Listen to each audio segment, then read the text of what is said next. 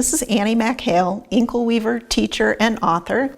I wanted to do a little video that addresses some of the most common questions about inkle weaving and show you the basics of warping and getting started.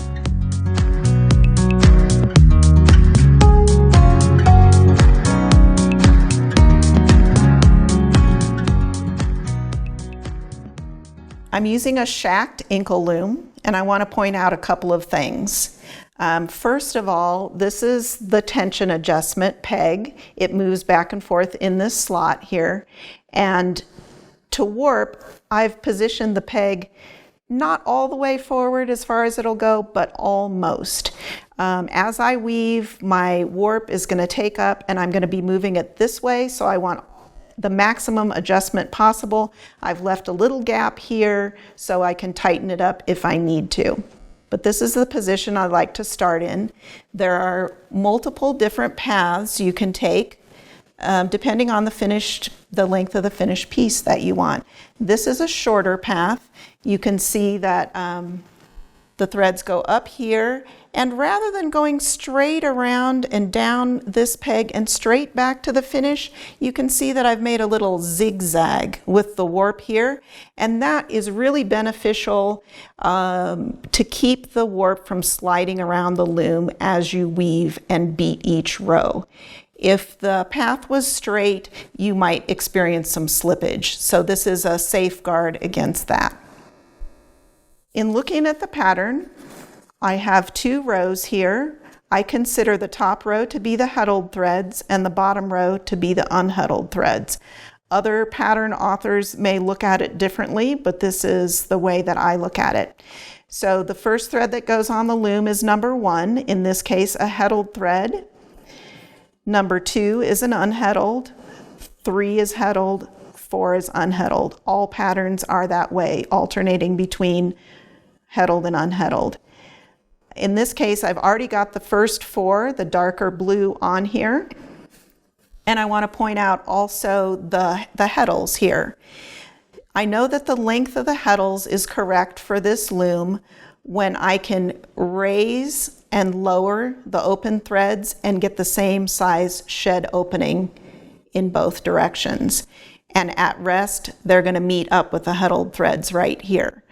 If you look at your manufacturer's manual for the loom, it should tell you how long the heddles should be. But if you don't have a manual, you can check and see if the heddles are the correct length by doing that simple test. Okay, so I'm at the place where I want to add this lighter blue. I only tie 1 knot per color. Some people I know like to tie off every time they change colors. They tie one to the next, but this is what I do. You see I've got the first 4 threads on here. The skein is still attached and it's just parked and waiting on the table here. I'm going to tie on my second color now. This is a simple way to tie a quick release knot. I start with the cut end in my left hand, and I'm going to put the yarn underneath that peg. I think about this as tying a shoelace. So I'm going to take the cut end, I'm going to fold it across in front of the other one, bring it through the bottom, and tighten. Now I'm going to do the same move to make a bow in this side. So I'll do that by folding that thread in half.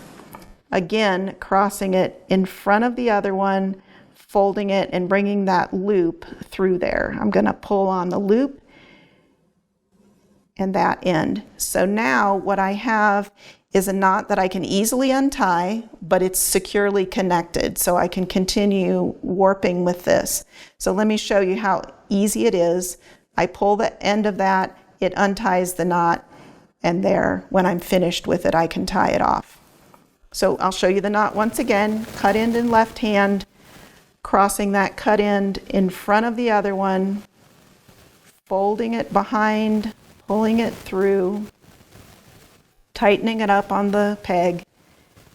I fold this one in half, cross it, same move in front of the other one, fold it and bring it through the opening. and tighten it up. Okay, this is the place where I am on my pattern. Number 5 is a heddled thread. So I put the heddle on the heddle peg, pass the warp through, and from this point I want to follow all the other threads. As you're warping, it's good to get on eye level with your loom every once in a while and just make sure that you're following the path, the same path every time. You can get into real trouble if you follow a different path going around different pegs. So this one is an unheddled thread.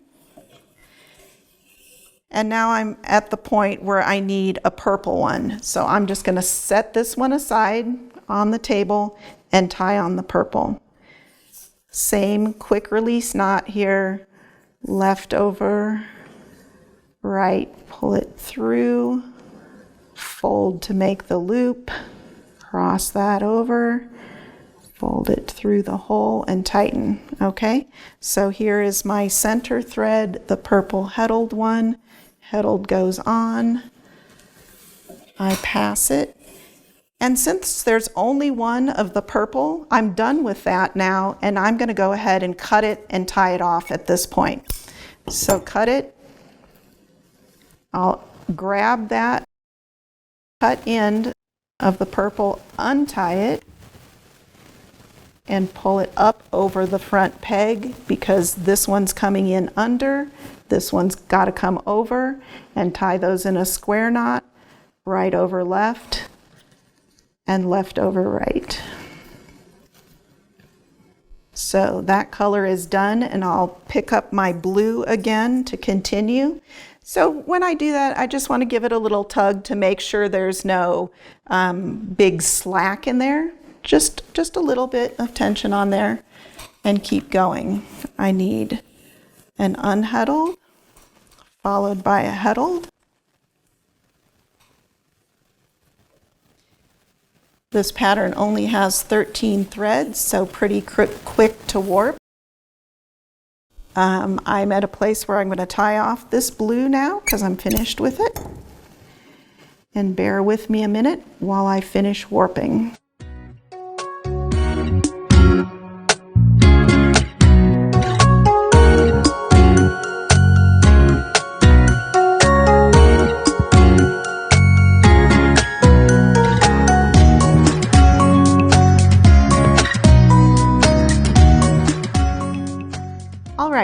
I finished warping. Didn't take very long because I only have 13 pattern threads. I'm going to get ready to weave. I'm going to start by cutting the long tails off my warp ends there and tossing them aside. Now I need to wind a shuttle. I think I'm going to choose the lighter blue for a contrasting weft. The darker blue is on both edges here, and if I use the lighter blue for the weft, then there'll be little pattern of weft spots along the edges. So winding the shuttle can either be done straight around the center or as a figure of 8 over the top of the shuttle. It's a matter of personal preference, which you like. You can do a combination of the two, but never wind over both edges of the shuttle because you're going to be using one of the edges as a beater.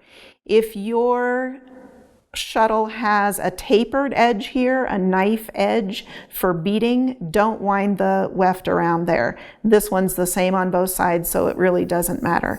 I'm just putting a small amount of weft here on this shuttle. I'll cut it off and get ready to weave.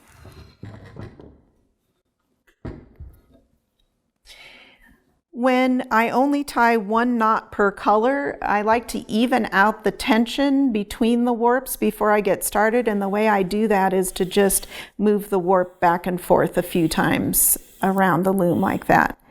It helps a little bit. And then I'm going to put some popsicle sticks in. You need something firm to beat up against when you start weaving. Popsicles or sticks are a pretty common easy to find item to do that. You can also use a piece of cardboard or anything that's stiff. I'll start out by opening the up shed, lifting those unheddled threads. I'll put in the popsicle stick and then I'll push them down to open the other shed, and I'll put in the other stick there. Once I do that, I'm going to squeeze all the warp threads as closely together as I can. And that establishes the width of my band. That's going to be the width of my band right there. So now shuttle in hand, does it matter whether I start by pushing up or down or going right to left? No, it really doesn't matter. This popsicle stick is in the down shed, so I'm going to lift up to start the next one. Being right-handed, it feels natural for me to start from the right, but again, it really doesn't matter. As I weave, I'm going to want to pack each row down somehow. I say either tap it or maybe wiggle your shuttle like that, just to pack each row down. The first passing of the weft, I'll leave a little tail out here, change sheds, beat, and pass again. Now I'm going to weave that tail in just to get rid of it and make sure that it won't unravel later. I'm just going to take that tail and weave it back through the second row. Now here I can pull on the weft on both sides and kind of establish the width of that band. It's very narrow on this one, so then I'll just continue raising and lowering and passing the shuttle from right to left. Now here's a little trick for keeping your edges even. As I'm pulling the weft through, maybe you can see the weft kind of makes a little bubble here on the edge of the fabric. The weft doesn't come straight out the side. It wants to come up and over. The first thing to know is that if I pull on the weft right here, that little lump disappears. Now all the warp threads are lined up next to each other. I'm going to keep tension on the weft as I pull that through there. I'm going to keep the tension on the part of the weft that's closest to me, and I like to just keep a finger in there. When I get close, I need to take my finger out, so I'm just going to use 2 fingers to pinch the edge of my band there and pull the weft in.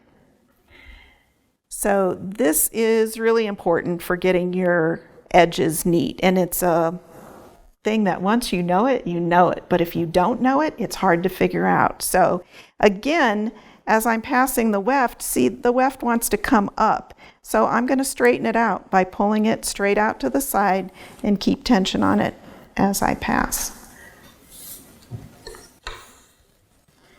After you've woven a few rows, the popsicle sticks really aren't relevant anymore, so I can pull those out at any time. That one had some splinters in it. Whoops.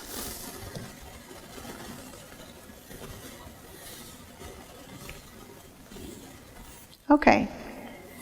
I hope that you've learned something today that helps you enjoy inkle weaving as much as I do.